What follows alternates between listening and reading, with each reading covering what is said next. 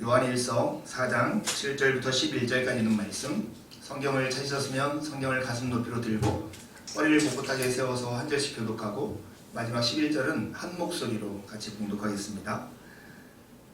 사랑하는 자들아, 우리가 서로 사랑하자. 사랑은 하나님께 속한 것이니 사랑하는 자마다 하나님으로부터 나서 하나님을 알고 사랑하지 아니하는 자는 하나님을 알지 못하나니 이는 하나님의 사랑이시니라. 하나님의 사랑이 우리에게 이렇게 나타난 바 되었으니 하나님이 자기의 독생자를 세상에 보내심은 그로 말미암아 우리를 살리려 하심이라. 사랑은 여기 있으니 우리가 하나님을 사랑한 것이 아니요 하나님이 우리를 사랑하사 우리 죄를 속하기 위하여 화목제물로 그 아들을 보내셨습니다. 사랑하는 자들아, 하나님이 이같이 우리를 사랑하셨은즉 우리도 서로 사랑하는 것이 마땅하도다. 아멘. 네, 오늘 우리가 함께 읽은 이 말씀은 하나님은 사랑이시고 그 사랑이 예수님을 통해서, 특별히 예수 그리스도의 십자가를 통해서 나타났다라고 하는 말씀입니다. 그리고 그 사랑을 받은 우리 또한 서로 사랑하는 것이 마땅하니 서로 사랑하라고 하는 번면이 오늘 이 말씀의 내용입니다.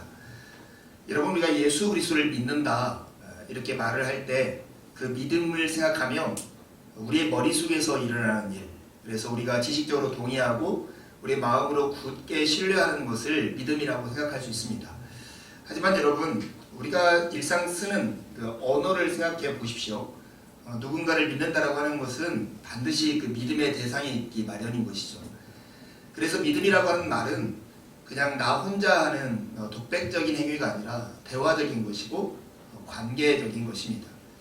그런 의미에서 성경은 믿음이라고 하는 말과 유사한 여러 가지 표현들을 다양하게 사용하는데, 영접하다, 때로는 그 안에 거하다, 때로는 결혼에 비유해서도 믿음을 소개합니다. 요한일서는 예수 그리스도를 믿는다는 그 믿음의 내용을 또 다르게 우리에게 하나를 소개하는데, 요한일서 1장 3절을 보면 그 내용을 알 수 있습니다. 우리가 보고 들은 바를 너희에게 전함은 너희로 우리와 사귐이 있게 하려 함이니 우리의 사귐은 아버지와 그의 아들 예수 그리스도와 더불어 누림이라.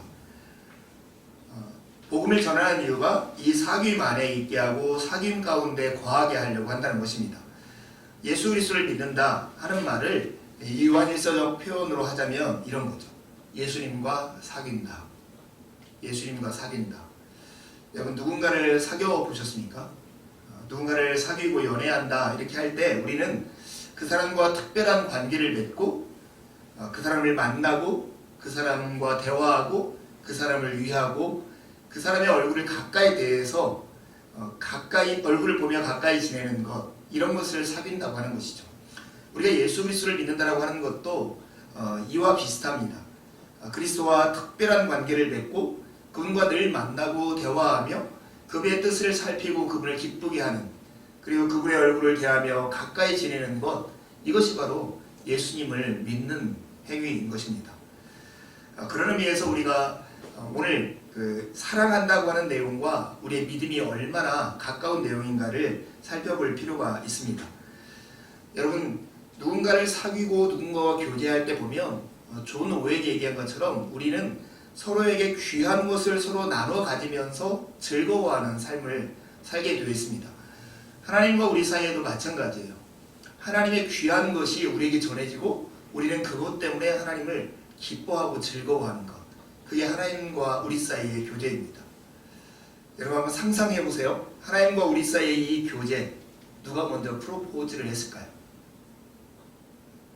우리는 하나님을 믿는다고 할 때 우리가 하나님 앞에 다가가서 그 일이 이루어진 것처럼 보이지만 사실은 하나님과 우리 사이의 교제, 이 사귐은 늘 하나님이 먼저 우리에게 손을 내밀고 내가 너와 함께하고 싶다라고 하는 프로포즈가 있었기 때문에 가능했던 것입니다. 그 하나님의 사랑을 한마디로 하면 사랑받을 만한 자격이 없는 우리에게 값없이 주시는 영원한 사랑입니다.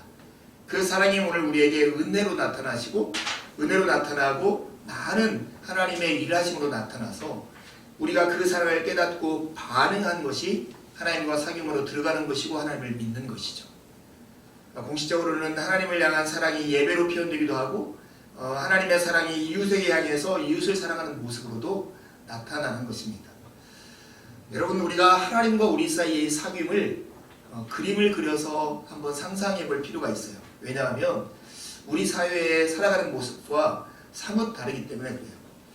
여러분, 서점에 가면 가장 많이 팔리고 가장 대중적으로 눈에 띈 곳에 배치되어 있는 책들을 보면 대부분 돈에 관련된 거나 아니면 자기계발서들입니다. 그 밑바닥에 깔려있는 정서는 이런 것이죠. 무엇인가 돈을 확보하고 그것을 위해서 우리 자신을 계속 부양하고 개발하면 우리의 삶은 행복해질 것이라고 하는 기대와 신념들이 우리 안에 있습니다. 그런 신념과 그런 삶의 모습을 그림으로 그리면 한 가지 목표가 있고 그 목표를 중심으로 모든 사람을 한 줄로 세우는 거예요. 우리가 그렇죠. 수학 능력 평가 이런 시험을 봐도 1등에서 마지막까지 이렇게 쭉 줄 세우고 공무원 시험을 봐도 1등에서 몇 등까지 줄 세우고 우리는 이런 줄 세우기에 익숙한 사회에 살고 있어요.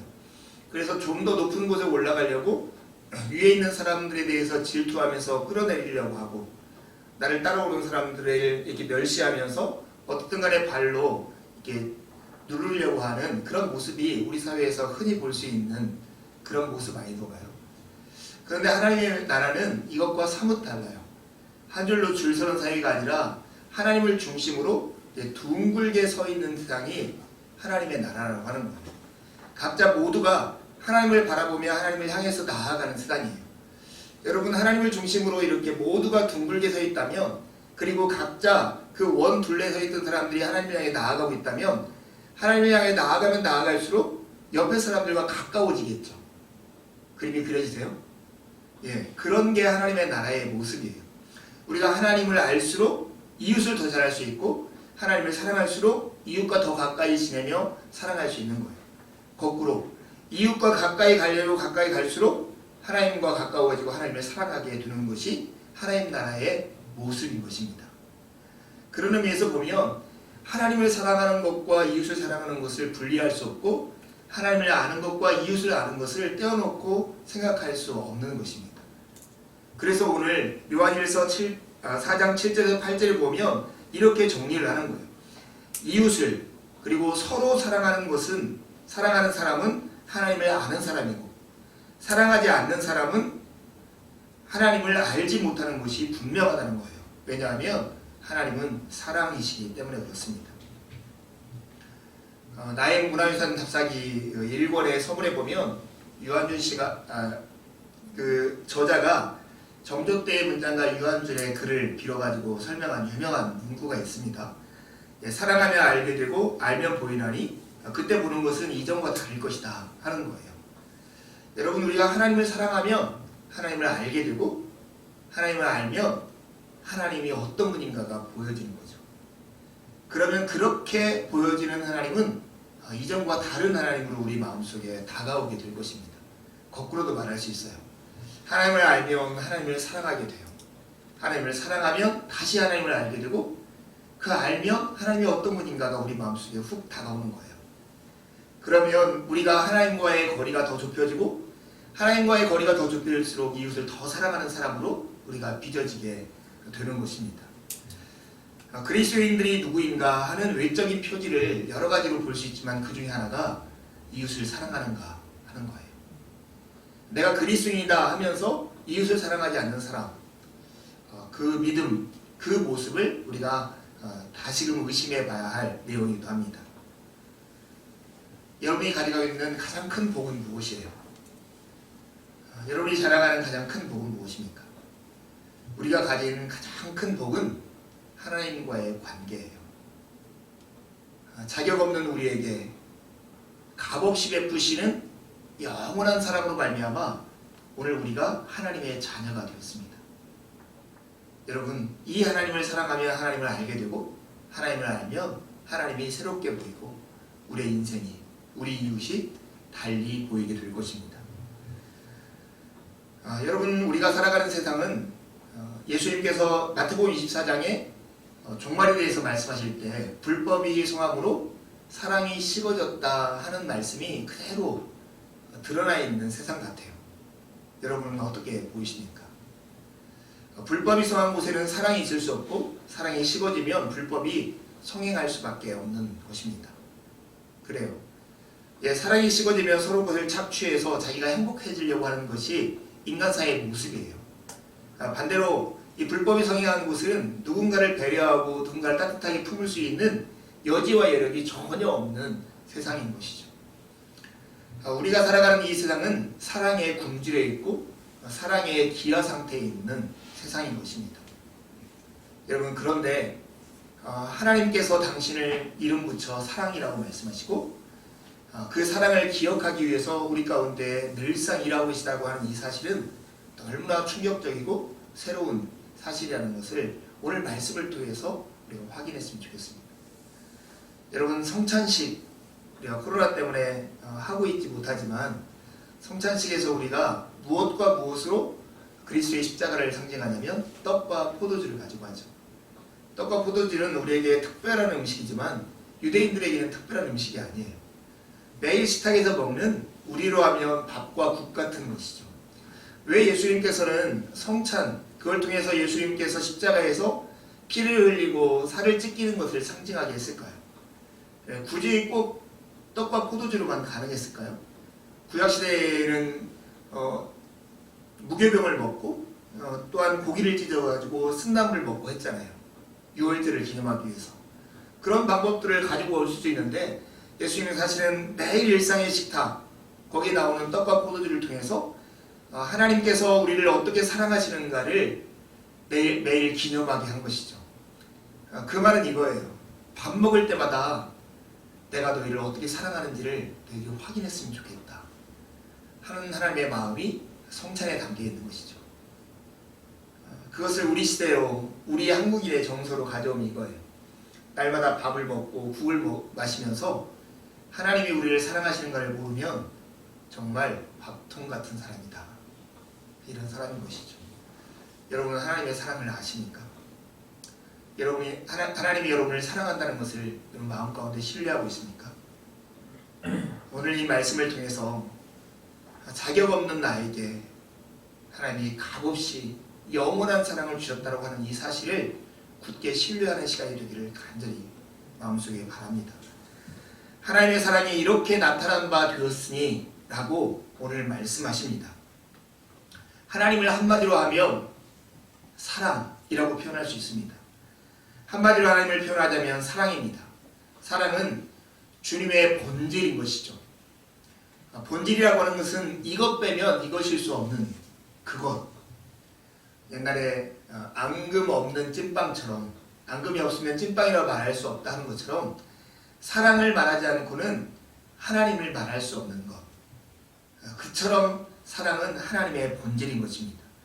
그리고 하나님의 사랑을 받아 하나님의 자녀가 된 우리의 본분은 바로 서로 사랑하는 것이죠.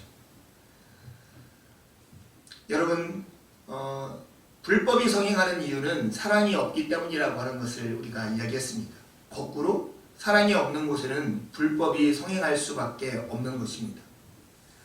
살면서 여러분이 상처를 받는 말들, 그런 말들 어떤 것이었는가 한번 생각해 보셨어요? 누군가가 나한테 하는 그 말들이 나한테 상처를 줄 때 그런 말들이 틀린 말이어서 우리가 상처를 주는 게 아니에요. 옳은 말이에요. 옳은 말인데 그 말들이 나를 위해서 하는 말이 아니에요. 나를 정죄하고 나를 배제하고 나를 혐오하기 위해서 하는 말일 때, 그때 그 말이 나에게 굉장히 날카롭게 다가오죠. 그런 경험 해보셨어요? 정말 옳은 말인데 나를 위하지 않는 그 말들, 그래서 나를 정죄하고 나를 배제하려고 하는, 나를 품어주는 전혀 그런 마음이 없는 말들이 나에게 상처를 줘요.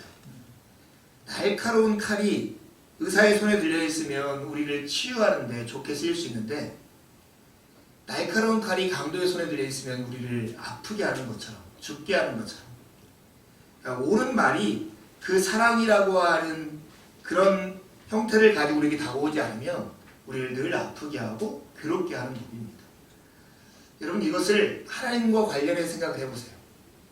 하나님이 우리에게 옳은 말씀을 하시고 정의에 대해서 얘기할 때 하나님은 단순히 우리를 벌하기 위해서, 우리를 책망하기 위해서, 우리를 심판하기 위해서 그 말을 하시는 게 아닌 거예요. 하나님은 본질이 사랑이세요.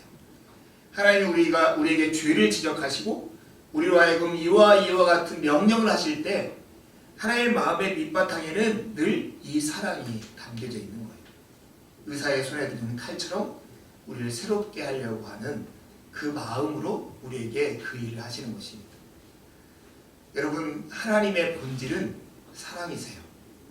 하나님이 우리에게 고난을 허락하신다 할지라도, 때로는 하나님이 우리의 잘못에 대해서 벌을 하신다 할지라도, 하나님의 그 마음에는 사랑 때문에 그 일을 하고 있다는 이 사실을 여러분 마음 깊숙하게 신뢰하는 이 시간이 되길 바라요. 이 하나님의 사랑이 어떠한가, 그 모습을 우리에게 구체적으로 드러낸 사건이 있었어요. 그것이 바로 예수 그리스도의 십자가인 거예요. 우리의 죄를 속하기 위해서 하나님께서 자기의 독생자를 화목제물로 세상에 보내심으로써 이 하나님의 이 사랑이 우리의 눈에 보게, 우리의 귀에 들리게, 우리의 손에 만져지게 나타나게 된 것입니다.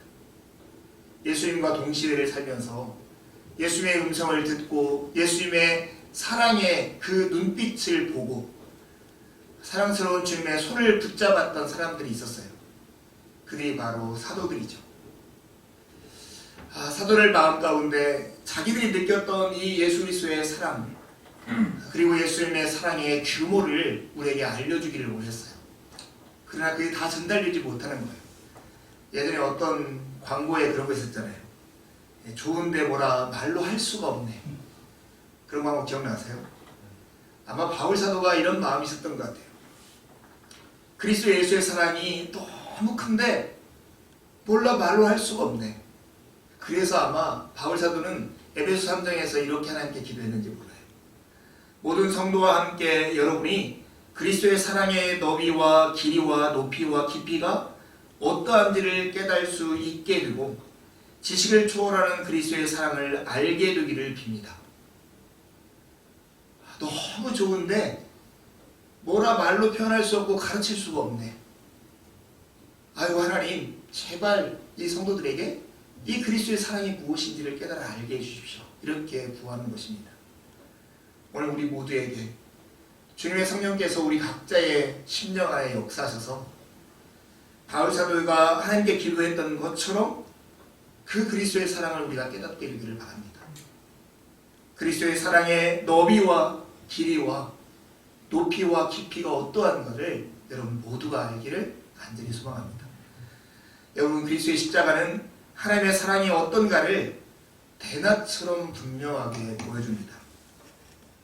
십자가는 하나님의 사랑의 모양뿐만 아니라 그 사랑의 너비와 길이와 높이와 깊이까지를 측정해주는 확인서와 같은 것입니다. 십자가라고 하는 찬양이 있죠. 그 찬양의 서두가 이렇게 시작해요. 무엇이 변치 않아 내 소망이 되며, 이렇게 찬양을 시작한 다음에 후렴구에 가면 이렇게 고백해요. 십자가 십자가 그 그늘 아래 내 소망이 있네. 이 십자가 안에 하나님의 사랑의 모습과 하나님의 사랑의 규모가 담겨 있어서 변치 않는 소망을 우리에게 확인해 주는 것이 바로 이 주님의 십자가라는 것입니다. 여러분, 십자가에 나타난 그 하나님의 사랑, 그 하나님의 사랑을 이렇게 요약해서 말할 수 있어요. 함께 따라해 볼까요? 자격 없는 자들에게 값없이 주시는 영원한 사랑. 한번 다시 더 해보겠습니다. 자격 없는 자에게 값없이 주시는 영원한 사랑. 이게 바로 십자가에 나타난 하나님 아버지의 사랑입니다. 하나님이 이같이 우리를 사랑하셨다고 할 때 하나님의 사랑을 이렇게 세 가지로 요약할 수 있습니다. 하나님의 사랑은 영원한 사랑입니다. 하나님은 우리가 존재하기 전에, 적어도 하나님 앞에서 우리가 어떠한 선도 행하기 전에 우리를 생각하셨고 우리를 사랑하셨고 우리를 기뻐하셨습니다. 여러분, 우리가 하나님이 우리를 사랑하신다는 것을 믿지 못하는 이유가 어떤 것이 있을까요? 잘 생각해 보세요. 우리 문화 속에 우리는 무엇인가는 우리의 수고와 노력과 우리의 열심을 통해서 획득해야 하는 거라고 우리가 늘 배워왔고 그렇게 살고 있습니다. 그래서 우리를 누군가가 사랑한다고 하면 왜요? 라고 우리가 질문하는 질문으로 나아갈 수밖에 없죠. 이런 사회 속에서, 이런 문화 속에 살고 있는 우리에게 오늘 에베소 1장 4절에서 이렇게 말씀하세요. 하나님은 세상 창조 전에 그리스도 안에서 우리를 택하시고 사랑해 주셔서 하나님 앞에서 거룩하고 흠이 없는 사람이 되게 하셨습니다. 창조 전에 우리를 택하시고 우리를 사랑해 주셨대요. 바둑의 파격이라고 하는 말이 있어요. 바둑의 고수가 되려고 하면 지금까지 다 많은 사람들이 두었던 기보를 따라 두는 게 아니라 그 기보의 격식을 깨버리고 새로운 방법들을 만들어야만 고수가 될 수 있다고 하는 거예요. 하나님은 정말로 사랑의 고수세요. 사랑받을 만한 자격이 있는 사람들을 사랑하는 대신에 하나님은 먼저 사랑하시며 사랑받을 만한 자격 있는 사람으로 빚어내버리시는 분이 사랑의 고수이신 우리 하나님 아버지라는 것입니다. 거래에 익숙한 우리에게 이것이 낯설지 모르지만 사랑하는 여러분, 하나님은 우리가 적어도 하나님 앞에서 무슨 선을 행하기 전부터 우리를 사랑하셨다는 이 사실, 우리를 생각하셨다는 이 사실, 우리를 기뻐하셨다는 이 사실을 마음 가운데 신뢰하십시오.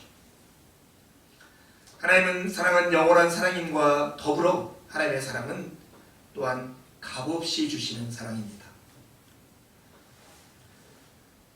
우리는 살면서 보면 우리의 삶의 고난이나 어려움들을 덜 누구를 탓하기를 좋아합니다. 그 탓하는 것을 궁극적으로 따라가다 보면 하나님을 탓하죠. 하나님이 사랑이시라면 왜 우리의 삶에서 이런 어려움을 주십니까? 마치 하나님께서 우리를 사랑해야 할 의무가 있는 것처럼, 책임이 있는 것처럼 하나님을 몰아붙일 때가 있습니다. 아니요. 하나님은 우리를 구원하기 위해서, 사랑이 없어서 불법이 성행하는 곳에서 악과 고난을 위해서 고통받는 우리를 구해내기 위해서 오신 구원자라는 사실을 잊지 마십시오. 어떤 사람이 자기를 구하러 온 의사를 강도로 오해하면 그 사람은 나음을 받을 수 없는 것처럼, 우리를 구하러 오신 하나님을 원망하고 탓하기 시작하면 우리는 하나님의 은혜를 누릴 수가 없는 것입니다. 여러분, 하나님은 무엇이 부족한 것처럼 사람의 손으로 섬김을 받으시는 분이 아니세요. 그래서 그런 어떠한 의무와 책임이 없음에도 불구하고 어떤 보상을 필요로 하지 않으면서도 우리에게 값없이 사랑을 베푸실 수 있는 분이십니다. 먼저 우리를 사랑하신 영원한 사랑이 하나님의 특징인 것과 더불어 하나님은 우리에게 어떠한 대가를 요구하지 않는 값없는 사랑을 주셨습니다. 세 번째, 하나님의 사랑은 더불어 변함이 없는 사랑입니다. 우리의 사랑은 날마다 변하지만 주님의 사랑은 결코 변하지 않습니다. 주님은 성실한 사랑으로 우리의 손을 늘 붙잡고 계십니다. 우리는 하나님의 사랑을 한번 경험하고 하나님께 감사하면서도 우리의 삶의 굴곡을 만날 때마다 내 모양이 이 모양이고 내 모습이 이처럼 부족한데도 불구하고 하나님은 나를 늘 사랑하실까? 여전히 사랑하실까? 우리 마음 가운데 질문을 던질 때가 있습니다. 여러분이 저에게 이런 질문을 던진다면 저는 이렇게 답하겠어요. 예. 여러분은 변하고 여러분은 흔들릴지라도 하나님의 사랑은 변하지 않고 하나님의 사랑은 흔들리지 않습니다. 하나님의 사랑은 변함이 없는 사랑입니다. 만약에 하나님의 사랑이 우리의 형편을 따라서 변했다면 아마 우리는 이렇게 예배하고 있지 못할 거예요. 아마 하나님께 간구하거나 기도하지 못할 거예요. 흔들리는 우리가 여전히 동일한 자리에 앉아서 하나님을 예배하고 있고 하나님을 찬양하고 있고 하나님께 기도하고 있고 하나님을 알고자 소망하고 있다면 우리를 붙잡고 흔들리지 않게 하는 손이 있었다는 사실입니다. 그 손이 바로 하나님의 손길인 것입니다. 드라마를 보면, 특별히 한국 드라마를 보면 만화를 보는 것처럼 훌쩍훌쩍 뛰어넘는 빈 공간들이 굉장히 많죠. 일본의 유명한 소설가가 한국 드라마를 보면서 했던 이야기예요. 한국 드라마는 논리적 개연성이 없이 훌쩍훌쩍 뛰어넘으면서 사람들에게 판타지를 준다는 겁니다. 정말 그렇죠. 근데 제가 최근에 드라마를 보면서 느꼈던 것, 훌쩍훌쩍 뛰어넘는 그래도 무엇인가 기린판이 있잖아요. 점핑보드가 있는데 그 점핑보드로 쓰는 게 뭐냐면 바로 사랑이더라고요. 우리가 세상사에서 보면 도무지 사랑받을 수 없는 사람 같은 사람을 여러 명의 남자가 한 여자를 사랑해요. 그것 때문에 이야기가 전개되고 새로운 과정으로 새로운 세상으로 이렇게 전이가 되는 거예요. 그런 걸 보면서 이 사랑이라고 하는 것이 이 점핑보드구나 하는 생각이 들었어요. 맞아요. 정말로 사랑의 속성을 어쩌면 이 드라마라고 하는 판타지가 우리에게 더 적실하게 표현할지 몰라요.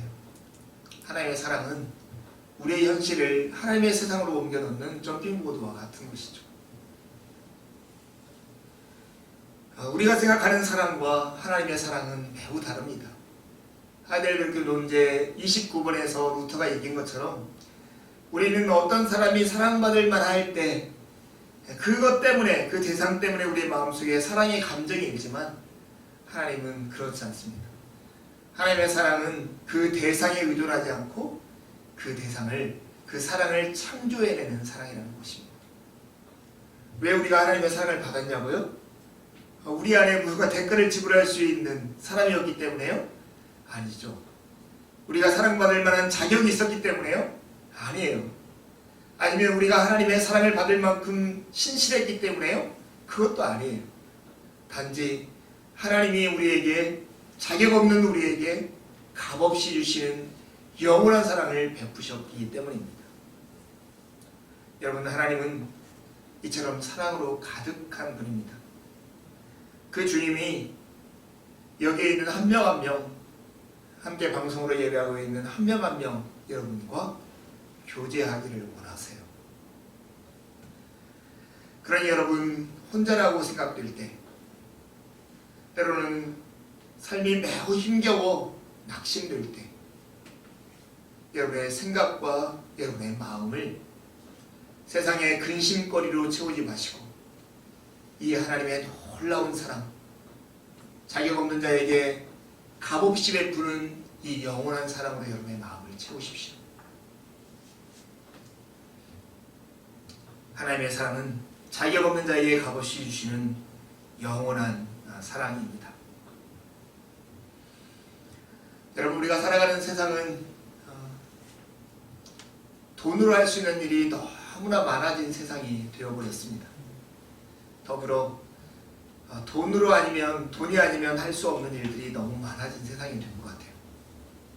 이게 우리의 삶을 너무 힘겹게 하고 어렵게 하는 세상입니다. 그런데 이런 세상 속에서 이 돈으로 살 수 없는 여러 가지가 있어요. 그 중에 하나가 무엇이냐면 이 사랑이죠. 사랑은 결코 돈으로 살 수 없습니다. 하나님의 사랑은 더더욱이 우리가 가진 어떤 것으로도 살 수 없는 것이 이 하나님의 사랑인 것입니다. 이번 주 하나님의 사랑에 대해서 묵상하면서 우리의 삶에서 하나 특이한 것을 발견했어요. 우리가 누군가가 우리에게 어떤 일을 하라고 하거나 지시를 하면 왜 내가요? 이런 말들을 주로 하죠. 왜? 라는 말은 그것을 하는 사람들에게 늘 붙여지는 의문사예요. 그래서 사랑은 정반대더라고요. 왜 사랑해요? 내가 왜 사랑해야 돼요? 진정한 사랑을 하는 사람한테는 이런 질문이 통하지 않아요. 오히려 사랑을 받는 사람이 이런 질문을 해요. 왜 나를 사랑해줘요? 진정한 사랑 가운데 있는 사람은 사랑을 하는 사람이 왜라고 묻지 않고 사랑을 받는 사람이 왜라고 묻더라고요. 이 세상의 질서와 반대되는 이 왜라고 하는 의문사가 사랑 가운데 붙여지라는 거예요. 자격 없는 자에게 값없이 베푸는 영원한 하나님의 사랑을 받은 우리도 이런 질문을 하나님께 하잖아요. 하나님, 왜 전데요? 왜 저에게요? 이런 질문을 하나님께 하게 되지 않습니까? 사랑하는 여러분, 정말로 우리의 마음 가운데 하나님이 이렇게 깊은 사랑을 베풀어 주셨고 지금도 변함없는 사랑을 우리에게 주고 계십니다. 오늘 요한 사도는 이것을 바탕으로 우리에게 이렇게 권면하는 거예요. 우리도 서로 사랑하는 것이 마땅하도다, 이렇게 말씀합니다. 우리도 서로 사랑하는 것이 마땅하다 할 때 우리가 가져야 할 두 가지 태도가 있습니다. 하나는 주님을 향해서 가져야 할 태도예요. 이것은 하나님의 사랑을 받아들이는 것입니다. 사랑하는 여러분, 하나님이 여러분을 이처럼 사랑하는 것을 여러분 마음 가운데 깊이 받아들이십시오. 하나님을 믿는 것은 하나님과 사귀는 것이고 이 사귐은 서로 주고받는 것입니다. 우리가 하나님과 교제하려면 먼저 이 하나님의 사랑을 받아들여야 하는데 이 하나님의 사랑을 받아들이는 것을 하나님을 믿는다, 이렇게 말하는 것입니다.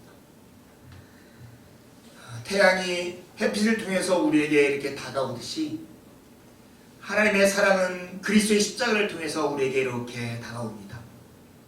그럼에도 불구하고 해가 쨍쨍 뜬 날도 방 안이 어두울 수 있는 것처럼 우리의 마음 가운데 커튼이, 그것도 암막 커튼이 드리워져 있으면 이 그리스도의 사랑, 하나님의 사랑도 우리의 마음 가운데 비춰질 수 없습니다. 여러분의 마음을 어둡게 가리고 있는 근심이라고 하는 커튼, 염려라고 하는 마음의 커튼, 불안이라고 하는 마음의 커튼, 원망이라고 하는 마음의 커튼, 쇄신과 죄책감이라고 하는 마음의 커튼을 걷어 적기십시오. 해가 떴습니다. 그리스도의 사랑과 하나님의 사랑이 우리에게 비추고 있습니다. 이 모든 것을 묵상하고 이 모든 것에 사로잡혀 있지 마시고 이런 것들을 다 주님 앞에 던져버리듯이 여러분의 마음의 커튼을 열고 하나님이 여러분을 사랑한다는 이 변함없는 사실을 그저 받아들이십시오. 하나님 여러분을 사랑하십니다. 여러분이 자격이 있어서 사랑하시는 것이 아니라 자격 없는 여러분을 사랑하셨습니다. 여러분이 무엇인가 대가를 지불했기 때문에 사랑하는 게 아니라 값없이 이 사랑을 여러분에게 주셨습니다. 여러분이 변치 않기 때문에 여러분을 사랑하시는 게 아니라 변치 않는 하나님의 사랑으로 영원히 여러분을 사랑하고 계십니다. 이 사랑을 여러분 마음 가운데 받아들이십시오. 그리고 여러분 정말 이 사랑을 여러분의 삶 가운데 이해하고 싶다면 하나님의 사랑으로 서로를 사랑해 보십시오. 중국 속담에 들으면 잊어버리고 보면 기억하지만 행동하면, 행해보면 이해된다는 속담이 있습니다.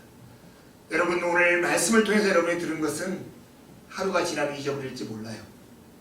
사랑하는 것을 지켜보며 여러분의 마음 가운데 기억될지 몰라요.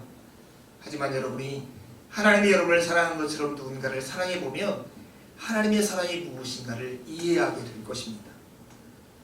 이웃을 사랑한다라고 하는 것은 주님께서 우리에게 행하신 것처럼 이웃에게 행하는 것입니다. 자격 없는 사람들에게 값없이 영원한 사랑을 베풀어 보십시오. 그러면 하나님의 사랑이 무엇인지 여러분 삶 가운데 이해될 거예요. 예수님이 우리에게 보여주신 그 사랑의 모습이 예수님이 십자가를 지시기 전에 수건을 허리에 동이고 대야에 물을 담아다 제 아들의 발을 씻기는 장면이죠. 사랑은 주님께서 우리에게 행하신 것처럼 이웃에게 행하는 거예요. 우리보다 낮은 자리에 있는 것처럼 여겨지는 사람들에게 우리가 앉아있어야 할 그 자리를 그들에게 내어주고 여러분도 그들 앞에 무릎을 꿇고 그들의 발을 씻겨보십시오. 이번 한 주간 진짜 이 사랑을 우리 가운데, 우리의 삶 가운데 해보면 하나님의 사랑이, 하나님이 우리에게 베푼 사랑이 어떤 것인가가 더 풍성하게 우리의 삶 가운데 이해될 것입니다. 예전에도 한번 나눴던 그 광주의 어머니라고 불려지는 조아라 선생님 이야기를 다시 한번 나누려고 해요. 이분이 일제강점기를 살았는데 부자였던 그 아버지 밑에서 이런 이야기를 경험한 거예요. 내 아버지의 삶은 문자 그대로라고는 아닐지 몰라도 하나님의 말씀을 몸으로 사시는 것, 바로 그것이었다. 나는 교회에 있는 동네에 굶는 사람이 있어서는 안 되고 나무가 없어 불을 떼지 못하는 집이 있어서는 안 된다고 하시며 우리 집 쌀독과 나무 낫가리를 열어주셨던 아버지를 보고 살았다. 여러분, 우리 공동체가 크건 작건 관계없이 정말로 많은 사람들이 우리 공동체를 통해서 우리 몸된 교회에 속해 있는 한 명 한 명의 삶을 통해서 조아라 선생님이 자기 아버지를 통해서 그리스도의 사랑을 보았던 것처럼 우리를 통해서 하나님의 사랑을 이웃들이 보기를 바라요. 그리고 우리 서로가 이 사랑을 보기를 간절히 바랍니다. 여러분, 불신자는 자기의 욕망이 말하는 것을 듣고 그 요구에 응답하면서 살아갑니다. 하지만 그리스도인, 하나님의 사랑을 받은 하나님의 자녀들은 하나님 아버지의 사랑에 마음이 사로잡혀 주님이 서로 사랑하라는 이 명령에 응답하며 살아가는 것입니다. 이번 한 주간 이 하나님의 자격 없는 자에게 베푸시는, 값없이 베푸시는 영원한 사랑을 마음속에 받아들이시고 이 사랑을 이해하기 위해서라도 이웃을 힘껏 사랑하는 한 주가 되기를 간절히 바랍니다. 함께 주님 앞에 기도하시겠습니다.